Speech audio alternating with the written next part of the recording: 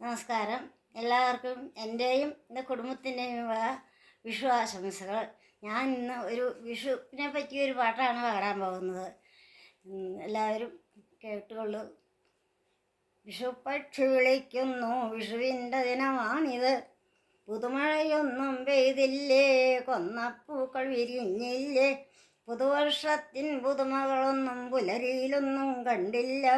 പുതുമകളില്ലേ, പൂക്കളതില്ലേ, പുത്തനുടുപ്പുകൾ വാങ്ങിയില്ലേ.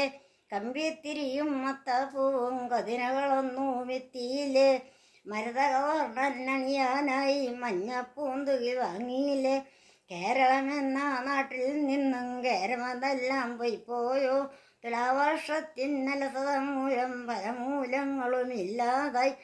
മാവുകളെല്ലാം മാന്യതയോടെ നാണിച്ചങ്ങനെ നിൽക്കുന്നു. കണി കാണാനായി മാങ്ങ വെള്ളരി കടയിൽ നിന്നും വാങ്ങണം. പൂവൻ പഴവും കൊന്നപ്പൂവും പരദേശത്തും എത്തൂല്ലേ. കൈനീട്ടത്തിൻ പഴമകളൊന്നും നേരിൽ കാണാനില്ലല്ലോ. ഏതായാലും കണി കാണാനായി കൈമുകിൽ വർണ്ണനതുണ്ടല്ലോ. പീലിത്തിരുമുടി കെട്ടിക്കാം, പുലിയാമോതിരമണിയിക്കാം.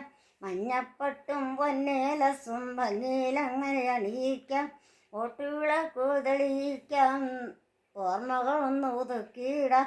ഓരോ വിഷുവും എത്തുമ്പോൾ ഓർമ്മകളുമായാതെത്തട്ടെ. എല്ലാവർക്കും